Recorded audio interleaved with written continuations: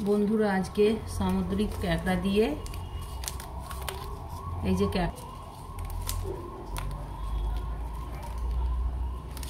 ক্যাঁকড়া একদম জ্যান্ত ক্যাঁকড়া আর এই যে লাউ দিয়ে সামুদ্রিক ক্যাঁকড়া দিয়ে একটা রেসিপি বানাবো। বন্ধুরা থেকো, আমি ক্যাঁকড়া লাউ কেটে বেছে নেব।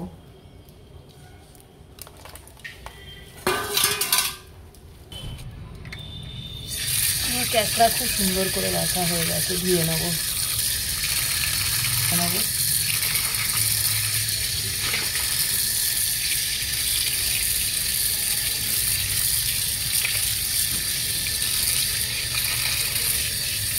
পরিষ্কার করে ধোয়া হয়ে গেছে। লাউ আর আলু ধুয়ে নেবো ভালো করে।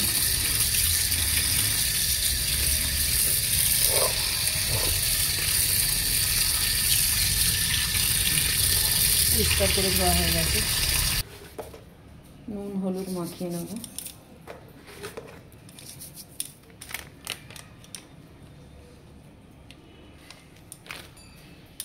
ভালো করে নুন হলুদ মাখিয়ে নেব।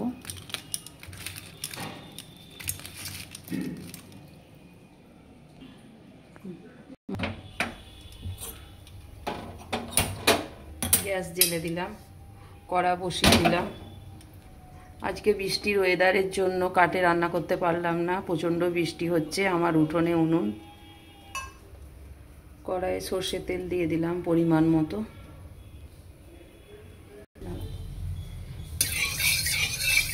তেল গরম হয়ে গেছে, হালকা করে ক্যাঁকড়াগুলো ভেজে নেব। ক্যাঁকড়াগুলো আমি ভেজে নেব।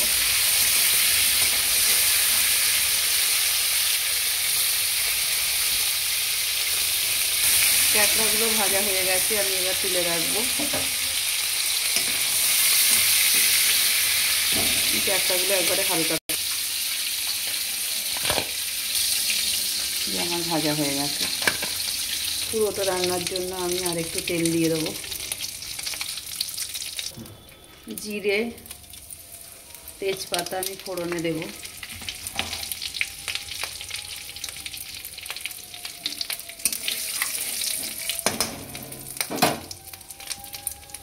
লাউ আলু আমি ভালো করে ভেজে নেব।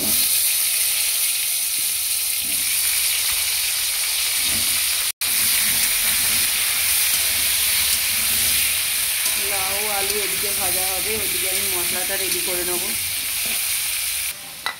মশলার জন্য আমি কাঁচা লঙ্কা, আদা, টমেটো মিক্সিতে ভালো করে পেস্ট করে নেব।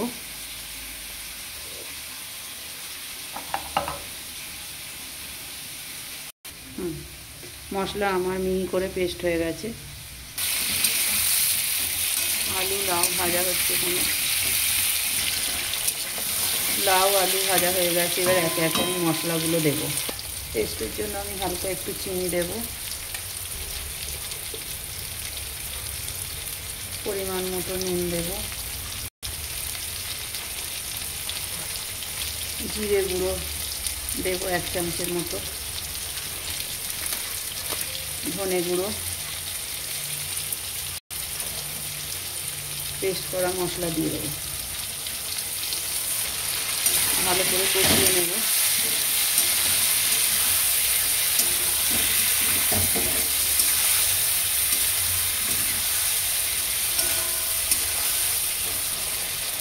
হলুদ দেবো, হলুদটা দিতে আমি ভুলে গেছিলাম, হলুদটা দিয়ে দিলাম।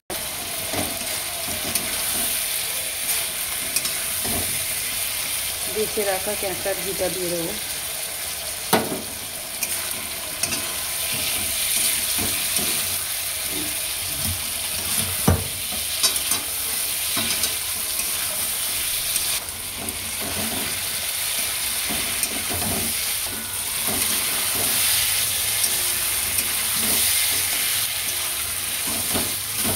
ভালো করে কষানো হয়ে গেছে।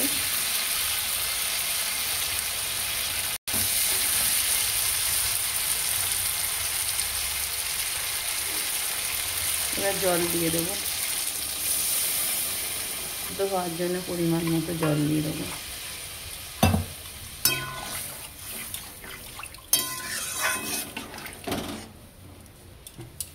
সেদ্ধর জন্য ঢাকা দিয়ে দেবো 15-20 মিনিটের জন্য। 20 মিনিট পর আমি ঢাকনা খুলবো।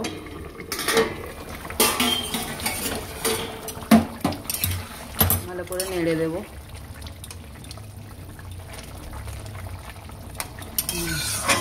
আলু লাউ ভালোভাবে সেদ্ধ হয়ে গেছে। ভাজা কাঁকড়াগুলো আমি দিয়ে দেবো।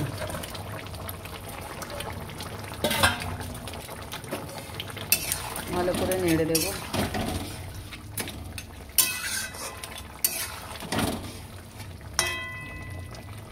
জন্য আমি ঢাকা দিয়ে দেবো। 5 মিনিট হয়ে গেছে, ঢাকা খুলবো।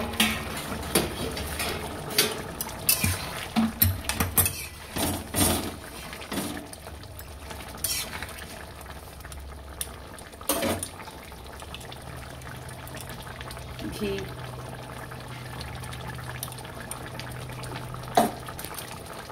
গরম মশলা,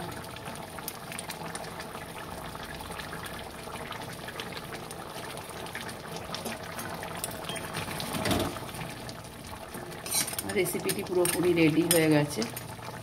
গ্যাস বন্ধ করে দেবো। ঢেলে দেবো।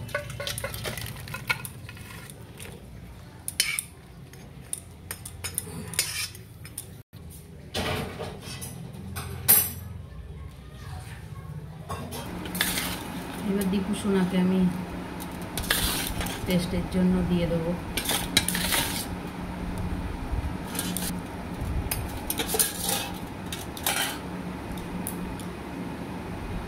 দীপু সোনা বলবে খেয়ে কেমন হয়েছে।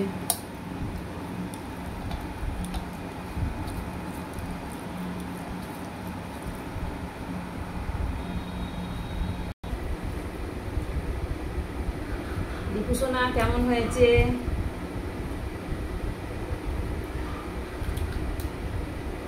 ভালো হয়েছে? ভালো লাগলে আপনারাও এরকম রান্না করে খাবেন। ভিডিওটা ভালো লাগলে একটা সাবস্ক্রাইব করবেন। ধন্যবাদ।